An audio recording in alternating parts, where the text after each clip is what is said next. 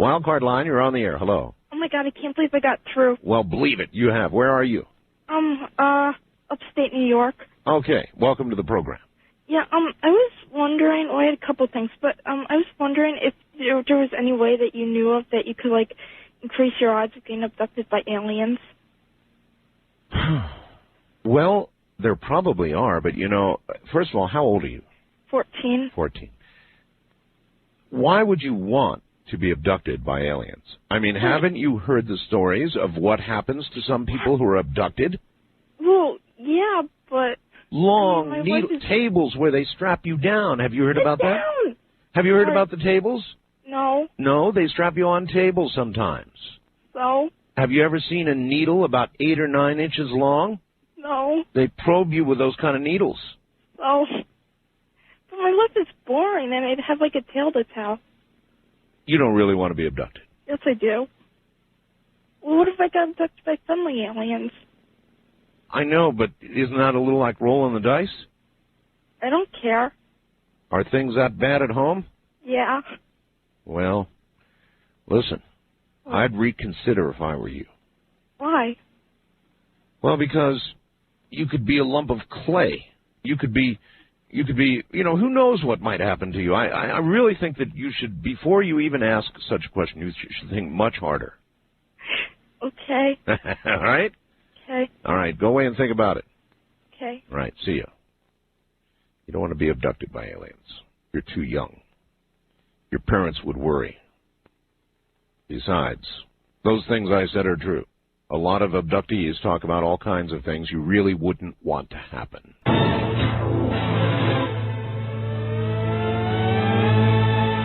West of the Rockies, you're on the air. Hello. Hi, Art. This is Matt from Albury, California. Hello, Matt. I have a Bermuda Triangle story for you. Okay. It comes from a cousin of mine, who shall go nameless. She is a U.S. Navy fighter pilot. Mm-hmm. And her squadron commander told her that in the early 80s, he was on a carrier headed out from Norfolk, Virginia, to the 6th Fleet in the Med. Right. And the Russians would send Tu-95 Bear bombers from Murmansk on the Kola Peninsula down past Greenland and Iceland, out into the Atlantic to look for the carrier, and then go on to Cuba. Sure. Well, her CO was then a JG lieutenant, took off to intercept the Bear with his CO. Right. And they formed up on the Bear. You know, they'd be taking pictures. They'd be talking to the Russians on the International Guard channel. Right. And her and the senior pilot said, "Say, Ivan, do you guys know you're headed through the Bermuda Triangle on your way to Havana?" And everybody laughed except for one Russian who said, "The Bermuda Triangle is nothing but a tool that capitalists use to frighten the masses." And everybody laughed, and there were even people on the carrier listening who were laughing. Yes. But the CO said, "Well, Ivan, if that's the way you put it, but if you go down there and you encounter something, don't say it didn't warn you." But they said, "We'll see you later next time." And they tracked the Bear off radar, and then they came back to the carrier. Mm-hmm. The next day, they got a message from Atlantic Fleet in Norfolk asking for the last known position of the Bear, its course. Had to be. Went down, right? The Bear never arrived in Cuba, and the Russian naval attaché had gone to the Pentagon asking for help. And so all you need to tell us now is who had the last laugh. Whoever's in the triangle. Yes, that's right. And one other thing, you mentioned a while back you were curious about UFOs going into the water, out of the water, and under the water? Yeah, that's right. Okay, there is a book. It is long out of print, so you have to go to a used bookstore.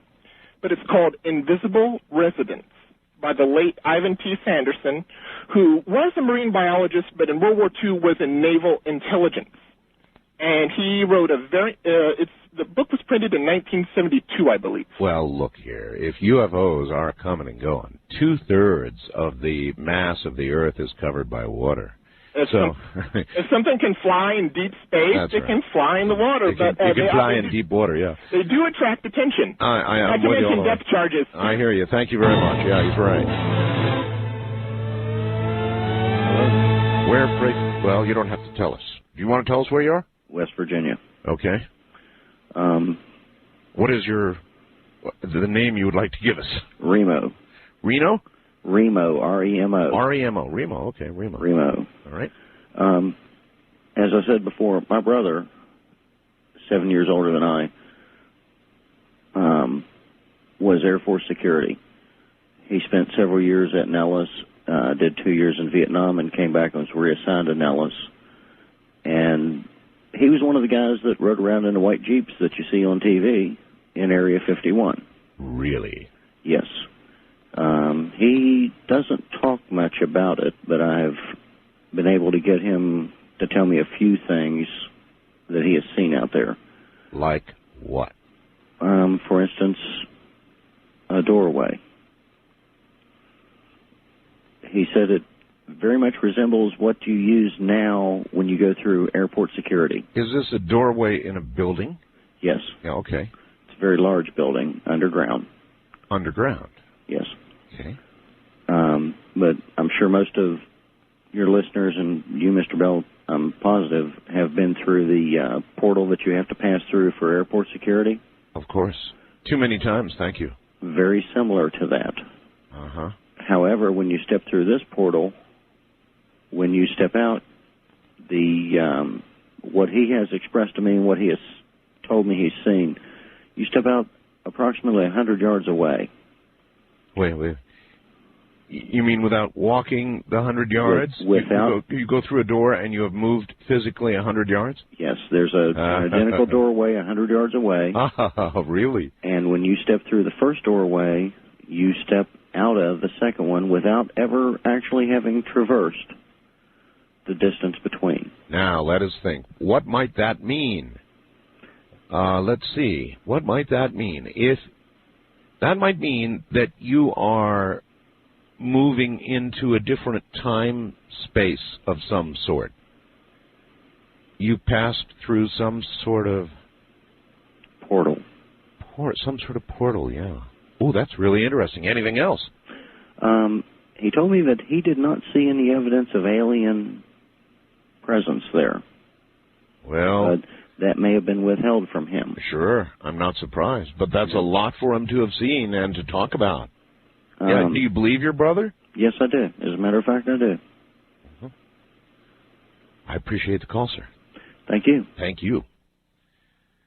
That really is interesting. Now, obviously, or possibly, the man may not have had clearance to see anything more. You can certainly imagine that if he's security level. However, if he really did observe something that moved one as you go through one door, as in a portal, that's really interesting, because could it be true that what's on the other side of that door or portal has to be in that particular time space to be kept where it is, underground at area?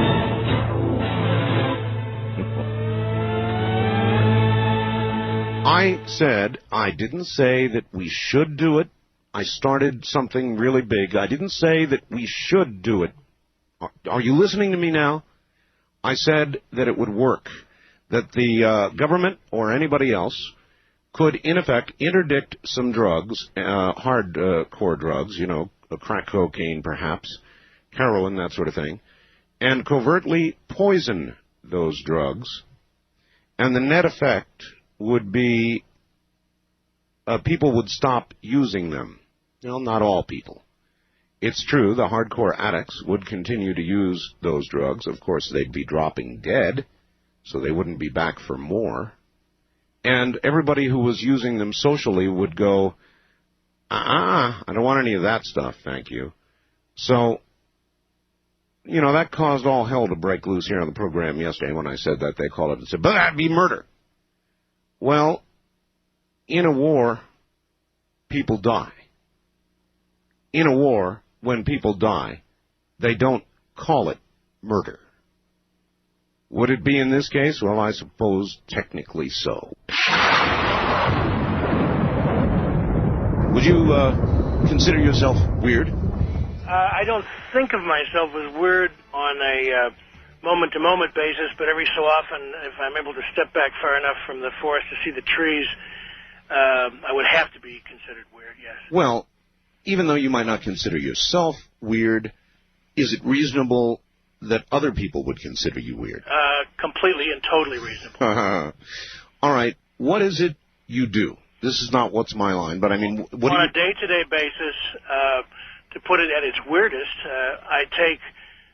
Call us toll-free at 1-800-618-8255. Do that is because... but now, wait a minute. We're going to have to be a little bit careful here. I'll crank it... we're going to have to be a little careful. I mean, I'm not Howard Stern. I understand. I'm open-minded, but I'm not Howard. So we're professionals. We are. And so we're going to have to do this tastefully, if possible. All right.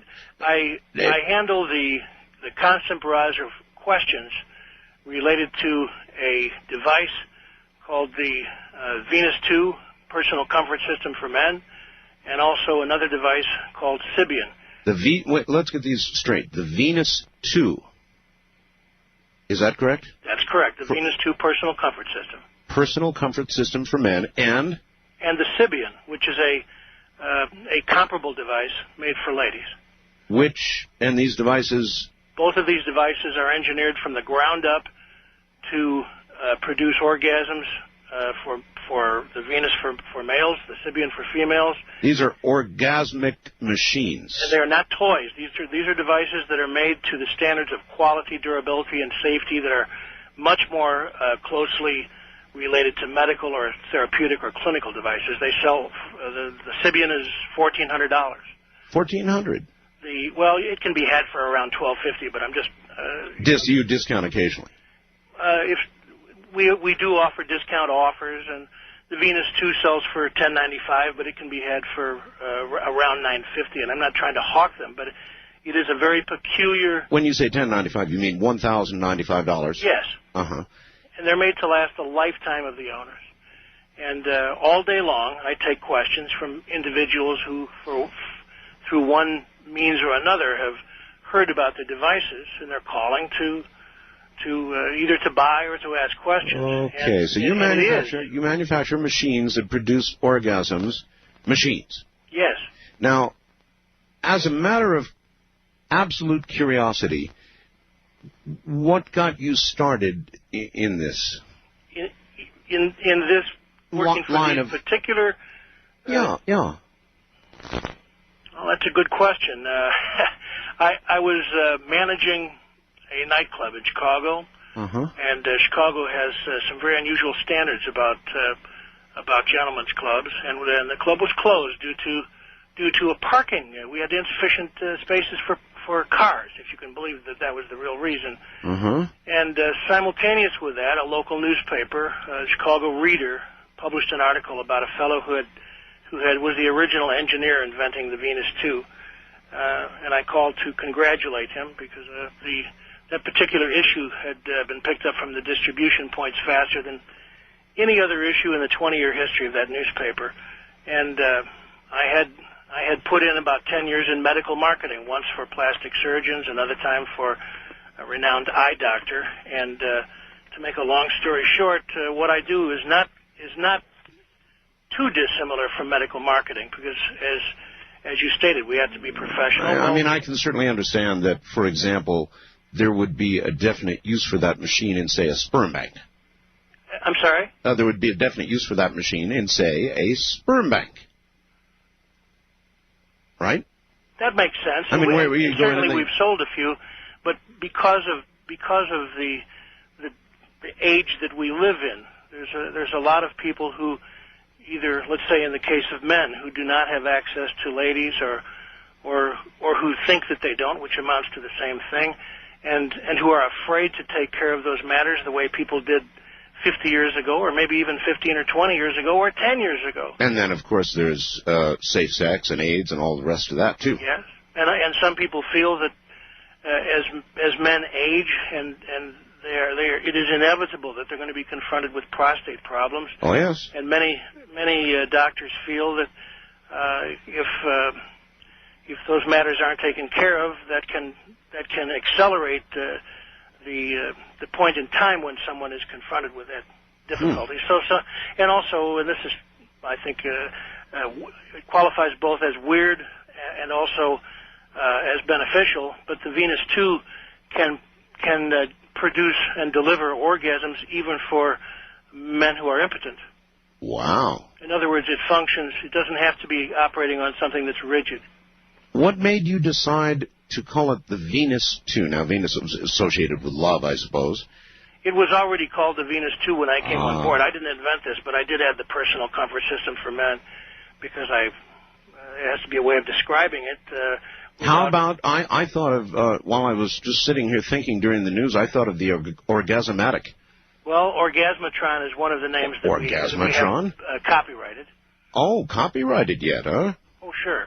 Are these large machines physically? Venus 2 comes in its own carrying case that's about the size of a large briefcase. Not However, that big, then. We're coming out with a next generation unit in the spring, and it would fit in a shoebox. A shoebox? Wow. Now, how are these items marketed? I mean, you don't go door to door and, like the vacuum cleaner salesman, yes, hi, ma'am, I want to show you our... We put reasonably discreet ads in some of the better adult magazines, and also occasionally I'll do a press release, and we generate interviews. How's the market? I mean, are sales brisk? They're very consistent. I would say that each week we sell between 15 and 25 units.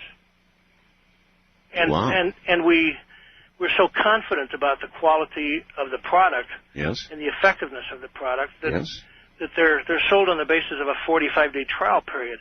So if someone, really, if for any reason someone buys one of these and they decide this isn't worth it, or this isn't what I had in mind, or it's not for me, then you give the money back? We do.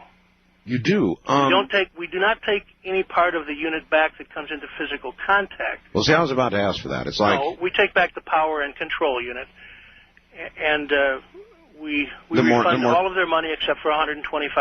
So if I can do that mathematically, a person could buy one of these units, and if they returned it, basically they spent $125 to keep it for a month and a half. There's a store in California that rents them for $150 a week. Rents them? Yes. Uh-huh. You buy your own attachment. I think connected to it by a pneumatic hose. I think I understand. How do your friends and family react when you explain the kind of business you're in? My family is mortified. They're mortified? Yes. My friends know me, and it's not a problem of any kind. But my family was a little mortified. Well, pretty much so. Well, that's everybody has their own family. Yeah, you're definitely in a unique business. No question about it. Do you see a big future for your product? Absolutely. One of the first press release I did, we got somehow the Bloomberg Financial Wire picked it up, and I would say we got at least 400 calls from stockbrokers, commodity brokers, bankers, insurance men, and I predict that we will take the company public on the Internet. Wow. And I think it'll cook. I know that's worked for microbreweries, for example. And also the next generation, Venus 2, will be more powerful. The maximum speed will be higher. The minimum speed will be lower. It's so quiet that we have to put an on-off light on it so that it's not accidentally left on all night. And the new price will be in the $500 range. And I think that it's probably a lot quieter than its user. Yes. Well, we haven't solved that problem yet. Does it offer its user a cigarette? No, but that would be a very good accessory. All right. Listen, on a scale of 10, I think you qualify as roughly an 8. Thank you. I appreciate that. And may I just say, so that you're not inundated, and I'm not asking to give a phone number, but could I say what city we're in so if people want to call information, they could? Yeah, sure. I've got to give you that. Sure. What city are you in? The name of the company is Abco Research, ABCO. Yeah. And we're in Monticello, Illinois. All right. I appreciate your call, and you definitely qualify as an 8 out of 10 on the scale of weirdness. Now, what I am doing this night, because I got a call earlier from Strange Universe today, and I can already see I'm on the right track here, and they're going to have a weird contest, the Weird Person Contest. And that man definitely qualifies as an entrant. As a matter of fact, he really should enter the Strange Universe contest. But I thought, who better qualified to go out and find strange and weird people than me? And I can assure you, before the night is over, you will definitely agree with me. I do like the Orgasmatron as a name. Back to the lines we go. On my weird person line, you are on the air. Hello. Hello, am I on the air? You're on the air. Yeah. Well, first of all, I was a weird child. When I was born with webbed toes. Webbed toes? Yeah. Webbed I was toes. always double jointed. I could do weird things when I was a kid, like... You mean you actually have skin between all your toes? Not all of them, between two of my toes. Does it help you when you swim? People always ask me that, but not really. I was double jointed when I was a child. I could. Well, a lot of people are double jointed. But I could do weird things like wrap my legs and arms into like a pretzel, and I would walk around on my knees, and then I would like stick my stomach out to like about almost a foot, and then suck it in and scare my ma to death. Really? Yes, just terribly weird. I would swallow stones. Swallow? You ate rocks? Yeah. Why? Because I could. Did they taste good? Or was it just sort of a thing like, hey, I can eat rocks, watch? They kind of felt good going down when they hit the stomach. That also scared my mother. That would scare me. Well... what size rocks could you... I mean, surely you couldn't eat a jagged rock. No, they were round, smooth rocks. Like you'd find in a pond or maybe at the beach or something that had been worn away by the water. No, just right out in the yard. Yard rocks? Yeah. Where are you, by the way? Right now I'm calling from Maybrook, New York. Maybrook, New York. Where were you when you were eating rocks? Green Bay, Wisconsin. Green Bay, Wisconsin. Do you have any idea whether the rocks...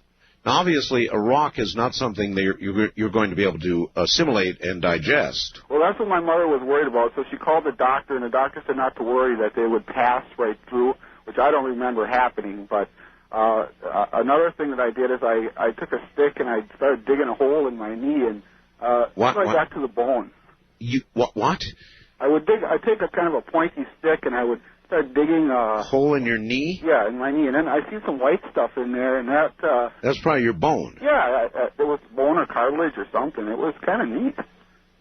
I just had a weird life, just completely oddball weird. You're right. You are weird. Now, how old are you now?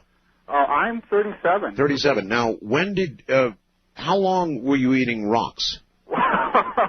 Well, I stopped. My mother made me stop after a while, but I would say for about a week or so. A week of eating rocks? Yeah. Do you have any idea what caused you to be...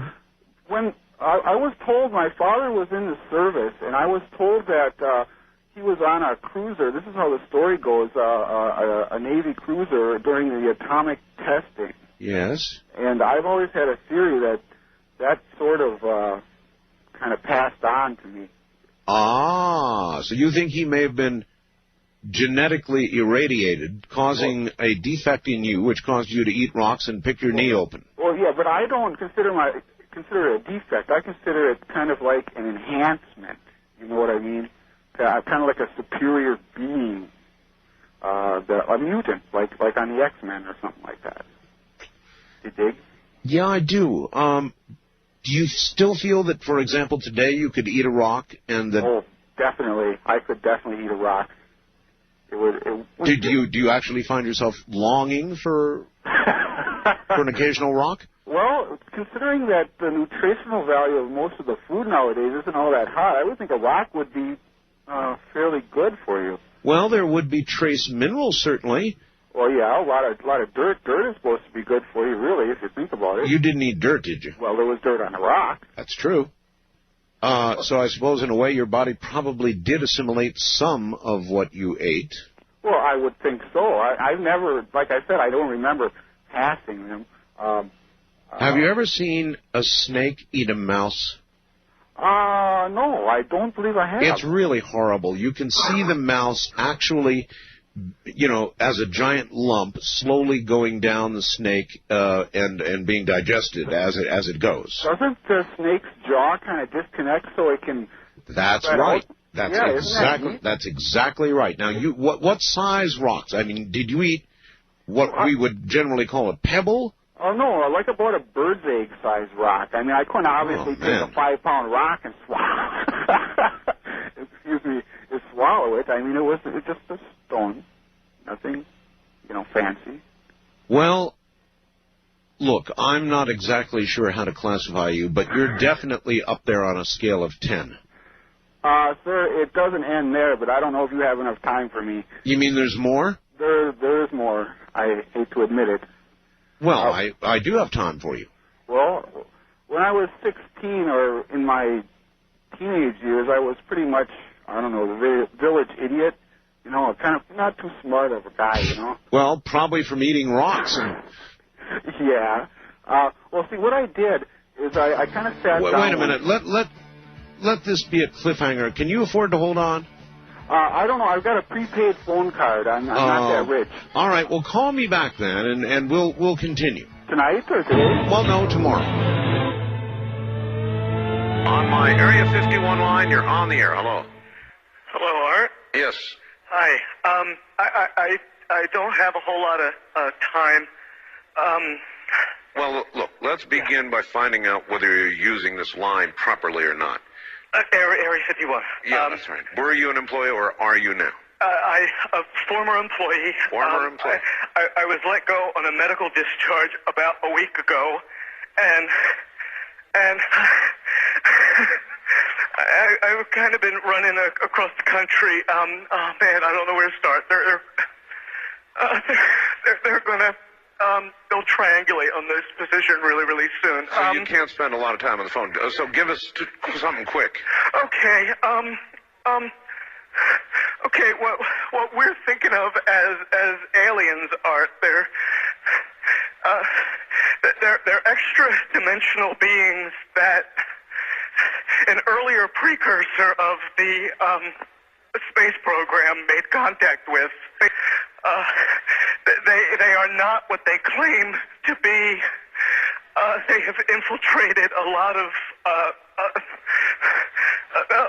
aspects of the military establishment, particularly the Area 51. The disasters that are coming, the military. I'm sorry, the government knows about them, and there's a lot of safe areas in this world that they could begin moving the population to now, Art. But they're not doing anything. They are not. They want the major population centers wiped out so that the few that are left will be more easily controllable. Discharged.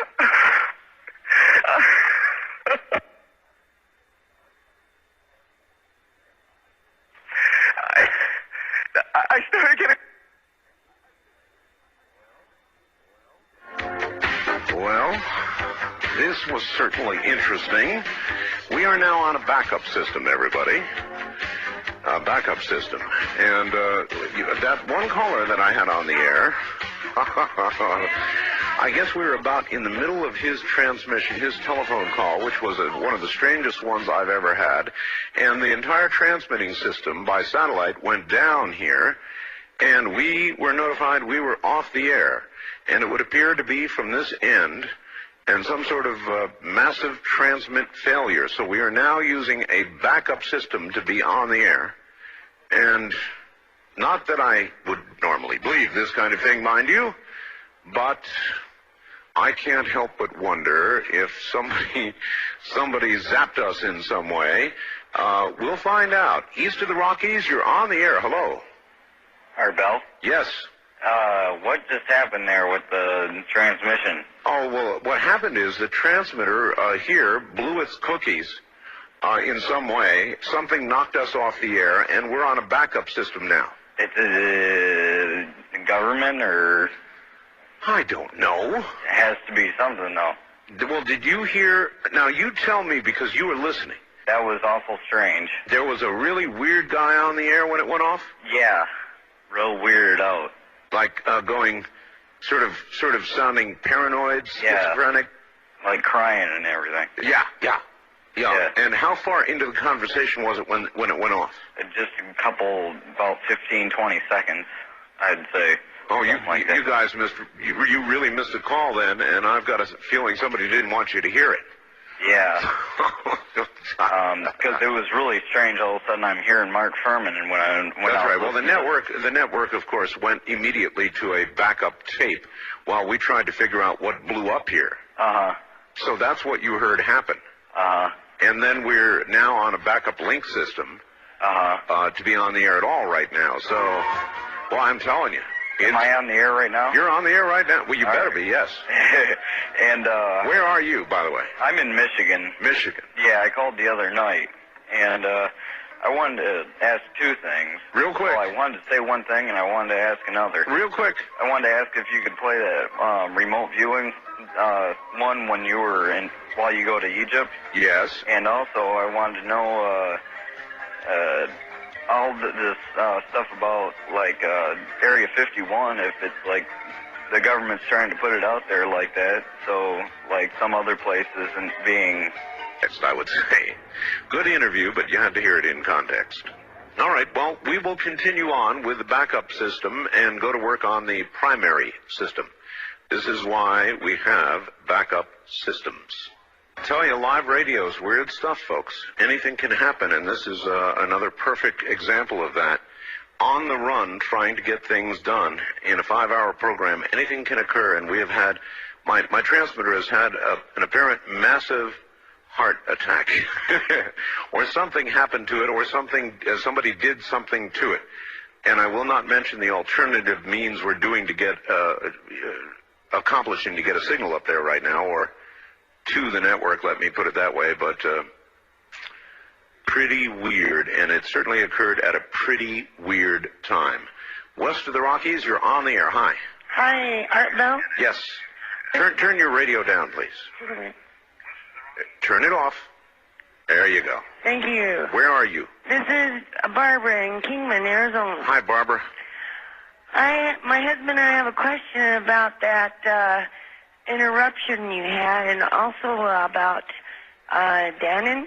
Yes. And all right, the interruption first. What do you want to know? Okay. Was that person flipped out, or? Sounded flipped out to me. Yeah. But did it have anything? Did it have anything to do with our failure? It was I must admit, of all the times that it would go out, that was a pretty weird time. Yes, Art, this is Mark, her husband. Yes. And our phones went dead. Your phones went dead? Yes. At that same time? At that same time. Where are you? We're in Kingman, Arizona. Kingman, and your phones? We're on the other side of Area 51. So your phones are now restored, obviously, because you're talking to me. Right. And that sounded very... Can I ask you a question? Yes. When it went off, what were you hearing? I was hearing the man talking, and he sounded like he was almost in tears. Yeah. And then I heard like a static interruption, and then you went off the air. It was just like zip, and then the phone went dead. Too weird for me. Too weird for me. And you're telling me that your phone went dead at the same time? Yes. Okay. Okay, and my wife and I, we have been rock hounders, I guess you could say, looking for gold and rocks and things like that. And we have been up near the Area 51. And when we got, we had passed over the Area 51 area where it says no trespassing past this point. You're not supposed to go past that. Well, we did. And you probably met Wackenhut. Well, we met these people. Wackenhut Security is, I think, the people that still take care of security up there, and they're really efficient at what they do. Well, yes. They escorted us off the property. I'm even wondering how much more I should be talking about this tonight. and they escorted us off the property with automatic weapons. Right. Yep. Well, that's the way it's done. All right, sir. Thank you very much for the call. Huh.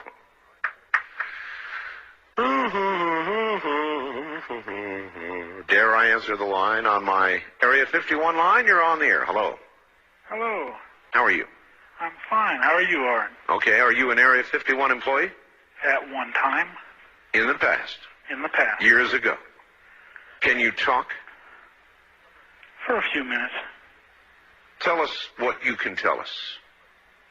In other words, instead of my asking you questions, just tell us whatever you feel you can say without having something awful happen to you. Well, I've got myself fairly covered right now. About your interruption with that last caller. Yes. I don't think you're going to hear from him again. I got that distinct impression. Now, you guys didn't hear the whole call because here's what was going on. Halfway through that call, or somewhere through that call, I have no way of knowing, we apparently went off the air. The transmitter blew up or whatever happened.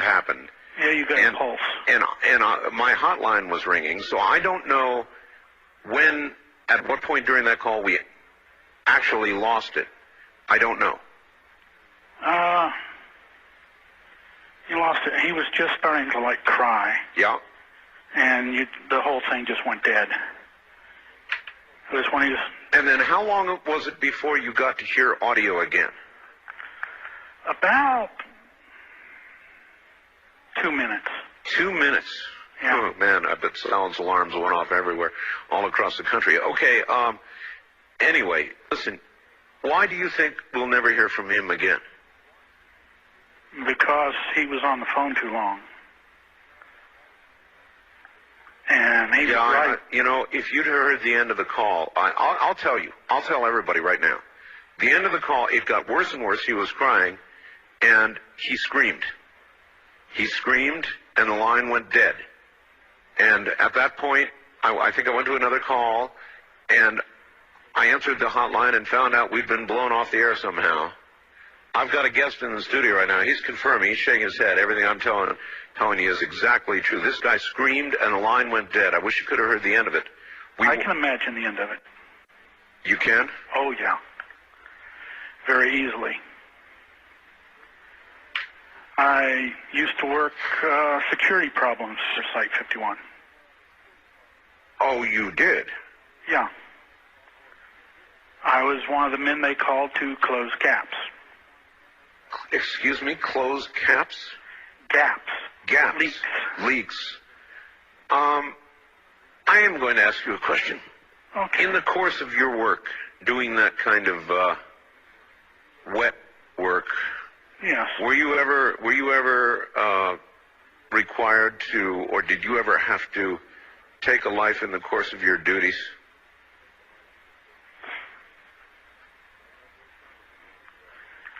Don't let those silence alarms go off now. Okay. Yes.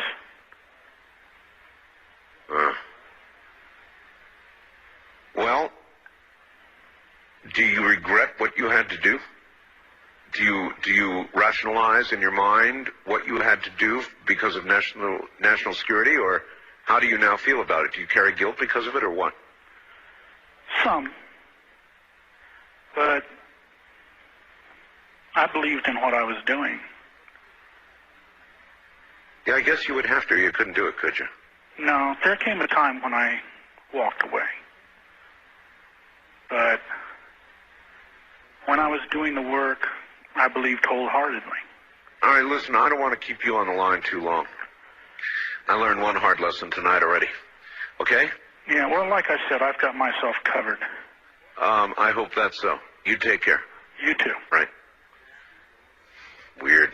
East of the Rockies, you're on the air. Hello. Yeah, Art, this is Vince in Chicago. Hi, Vince. Oh, that caller that, when you had the blackout there, we heard about 2 minutes of it in Chicago, and it sounded pretty scary. It sounded like that guy was a little scared. And I know he had little scared? You should have heard the end of the call. I mean, I got to complete the call here. I really shouldn't say that. He screamed at the end, and the line went dead. and then everything went dead. Well, actually, it went dead before that. I just didn't know it.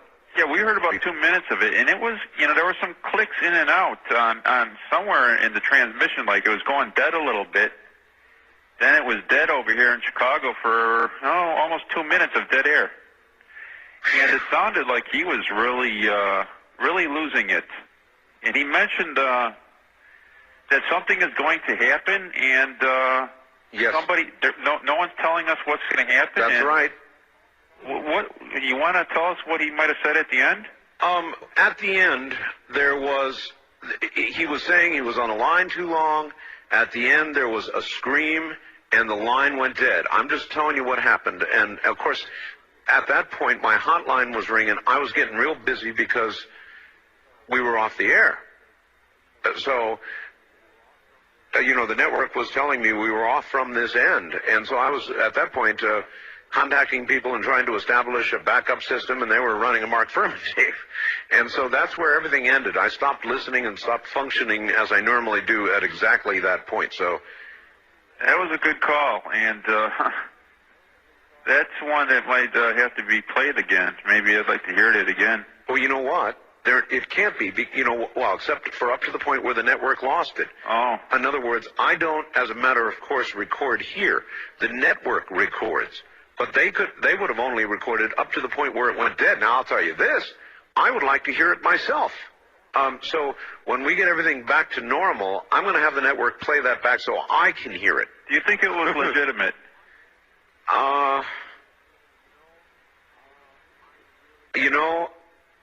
I really at this moment can't say. I find it rather strange that everything failed during that call. That was weird because I was playing with my dial, wondering what happened if something was wrong with my radio. There was dead air for a good 2 minutes. Man, that's serious for WLS in Chicago. 2 minutes of dead air.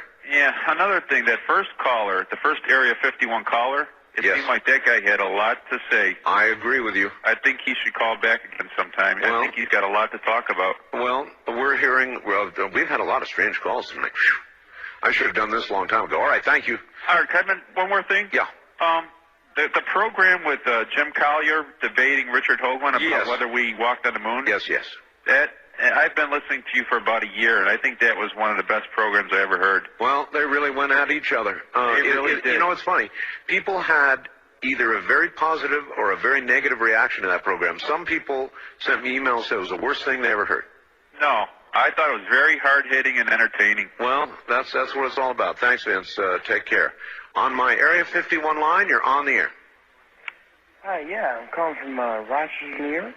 Where? Rochester. Rochester, New York. Yeah. Are you an ex-Area 51 employee? No, I'm not.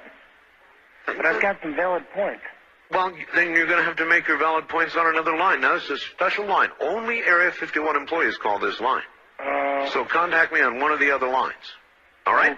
Yeah. All right. Thank you. See? You can't cheat. The rules are the rules. East of the Rockies, you're on the air. Hi. Hello, Art. Your tonight's show is fascinating, of course. I'd like to suggest a possible open line for NASA employees for the secret NASA. NASA employees? For the secret NASA. A NASA line, you mean? Right. For the for the secret NASA that Richard speaks of, as opposed to the one that we all know about. You're absolutely right. That's a wonderful idea. A NASA secret mission line. Right. I also had a question. You've given us some great movie reviews in the past, and what do you use your Real Talk for? You say you use yours every day. I use it for recording other talk shows that are on the air when I'm on the air. Okay. So I can listen to my competition. Right. Okay, I want to suggest that for the NASA line, though. All right, take care. Right, bye. Now, that's what I use it for. I generally run it when I'm on the air. West of the Rockies, you're on the air. Hi. Art. Yes. Good morning, sir. Good morning. I have a couple of 3 points. First of all, I'm an audio engineer, and you might be interested to know that you're still having little burbles in your audio. Well, I'm sure it's because of the backup system. Anyway, this is Nick from Oak Harbor, Washington. Yes, Nick. And I am near Whidbey Naval Air Station here, and I worked on that base for almost 7 years. Whidbey, yes.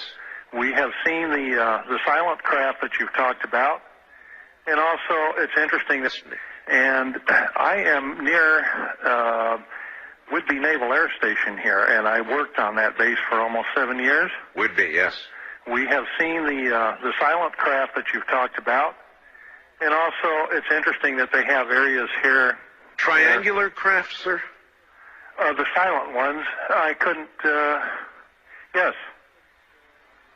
Huh. My wife and I, well, it's a long story. Actually, I'm blind, but my wife saw them. We weren't more than a couple, 300 yards from them. So you're relying then on her description, physical description? Yes, but I was there to vouch that there was no noise, and she saw them very plainly for, about 2 or 3 minutes. Boy, of all the times that it would be hard to be sightless, that would be one of them, huh? I agree. It would be, but another interesting, first of all, may I say one thing about the caller that called between 11 and 11:30? Which one? From Area 51. Yes.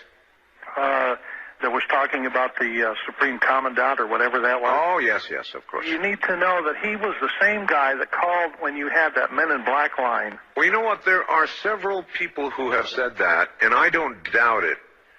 I don't doubt it at all. It could be true. And he was telling somewhat different, similar stories. Similar story. It could have been the same one. Yeah. It absolutely could have been the same one, but it could still be a valid call.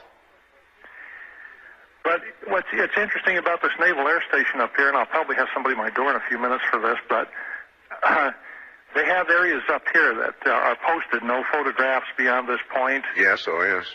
And many areas on the base that, of course, are more or less restricted. Well, some of that I understand.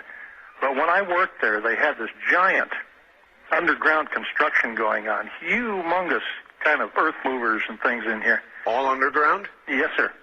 What were they doing? And they denied it.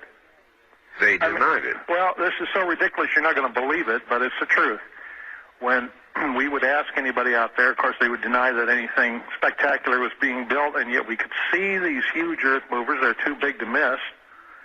I'm an entertainer, so I didn't work directly with that, but I worked at one of the clubs there, and every time they would scoop out a great big scoop of earth, we could feel the whole club shake, And they always denied that anything special was going on. What do you think they were doing?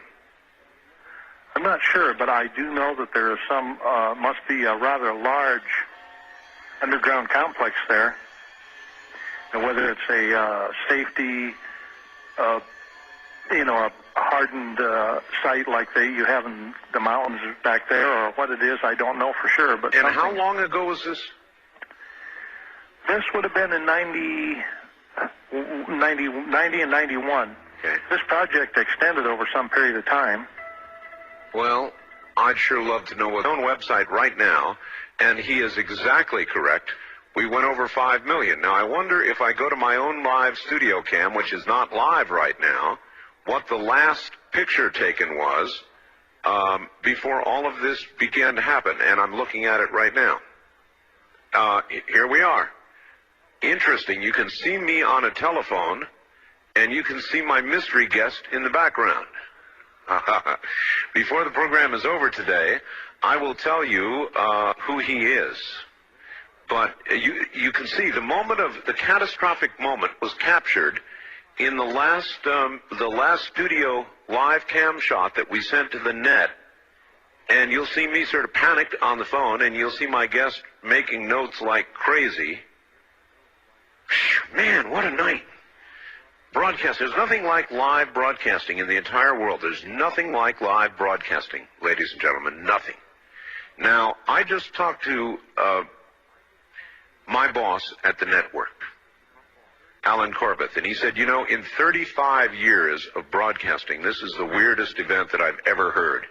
And I second that. There are presently engineers racing to the network, probably already there at this hour. And so it's pretty weird. This whole thing is pretty weird. On the first-time caller line, you're on the air. Hello. Yes. Actually, it's not the first-time caller line. This is my Area 51 line. Okay, they said 702-727-1222 was the first-time caller line. Well, that's right. But I take it you're a first-time caller. Yes, I am. See, I'm restricting this line to Area 51 callers, although I'm now beginning to get a little shy about talking to them, so Okay. bad things happen when you talk to them. I had an interesting comment about an air show with a stealth fighter pilot that might be a little interesting. All right. Just a couple quick comments, if I can say. Yeah, okay, slip them in. Go ahead. Okay. Go ahead and slip them in now. Go. You're on the air. I mean, turn your radio off. You're on Okay. You know, it makes you wonder about some of these people on Area 51, the physical trail, the verbal trail, what they do with this. Well, I was down at an air show in Oklahoma, and they had a stealth fighter pilot down there, and it was after the Gulf War. Yeah. And a lot of people asked him questions, and he was saying how they were on the cutting edge of technology, you know, being able not to be tracked by radar. And he said that they are restricted to what they know, but yet they do know quite a bit about the aircraft. And as people were filing in and asking questions, you know, I'm kind of a skeptic, and I asked him, well, what's going to happen, you know, with all these secrets of America being, you know, bought from Russians and whatnot? What will they do with you with what you know? I said, are they going to set you up on a Caribbean island and, you know, give you the royal treatment? Yeah. And I mean, his tone changed, and he said, first of all, I served my country, and I'd never do anything like that. And it was almost like I struck a nerve, like, you know, is this something that, you know, maybe makes him wonder, too, that, you know, when they release him from fighter duty, what are they going to do with him? So, you know, it makes you wonder, like that guy saying that he took care of gaps. Gaps, you know, yeah, what's the deal? I mean, do they just end any policy? I think what he referred to as gaps end up being lumps in the desert. It seems so. You know, it makes you wonder, like that guy saying that he took care of gaps. Gaps, you know, what's the deal? I mean, do they just end any policy? I think what he referred to as gaps end up being lumps in the desert. Listen, I got to run. Okay. Thanks. Tell you what I'm going to do. I'm going to leave this last photograph up that was taken when we went down off the air, and you'll see me with a white phone line, which is my hotline, talking to the network, and you will see my mysterious visitor making notes, like scribbling like crazy, because we were off the air, blown off the air somehow or another. Now, will I stop taking Area 51 calls? No, I won't. Will my link go down? It might. So, folks, no guarantees about what is to come, but hey, what the hell? You only live once. On the international line, you're on the air. Where are you calling from, please? Oh, it's Victoria, Canada. Victoria, Canada. All right. Welcome to the program. Pretty weird, huh?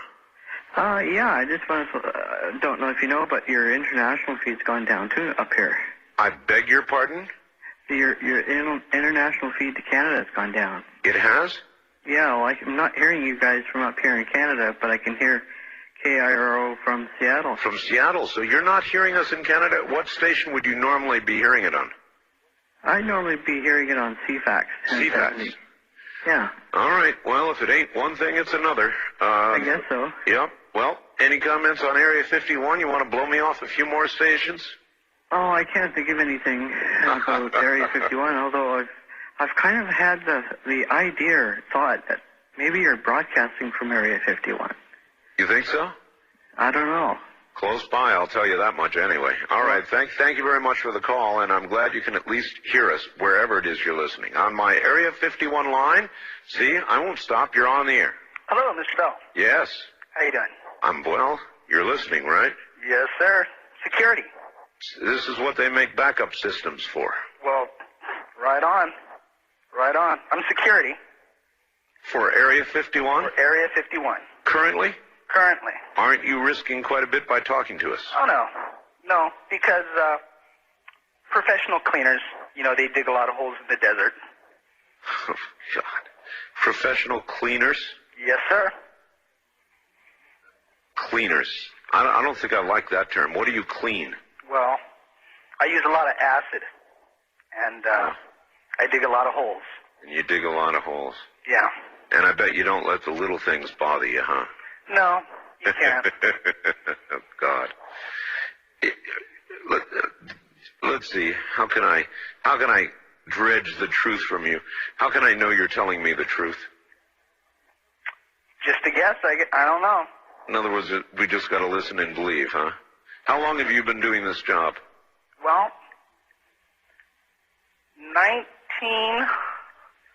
90. Since 1990. I was in some Gulf War operations, things like that. How'd you get picked for this job? Well, rigorous training, various governmental issues that you have to know, a lot of brain work, mostly. Got any idea why I was tossed off the air like that? I have a good idea. We worked with some things, some different satellite operations in the Gulf War where we cut down certain transmissions. I have no idea what happened tonight. I wouldn't want to say what happened tonight, but I don't think the caller will be calling back, although I had nothing to do with that. You're the second one to say that. Well, something's been done. Obviously. Something's been done, and things will continue to happen for national security. I mean, people need to know certain things on a need-to-know basis. And otherwise they don't need to know them, huh? Yes. Yes, sir. Yes, sir. All right. I appreciate the call. So there you go, see? It is true that, and my boss, believe me, is not given to conspiratorial thought. Certainly not the way I play around with it. But look here. That was one of the weirder calls we've ever had. Nothing, I guarantee, was staged. It just happened. And I have never seen, in all the years I've been broadcasting, the kind of massive failure that we've got right now. I still have no idea, by the way, what's occurred. They're accessing my transmitter by modem, trying to figure out what's occurred. And we'll let you know, but I've never seen this kind of massive failure ever. And as you well know, we've been broadcasting in this manner for years and years and years and years, reliably. Save one time when a rat threw a wire through, but it's not that this time.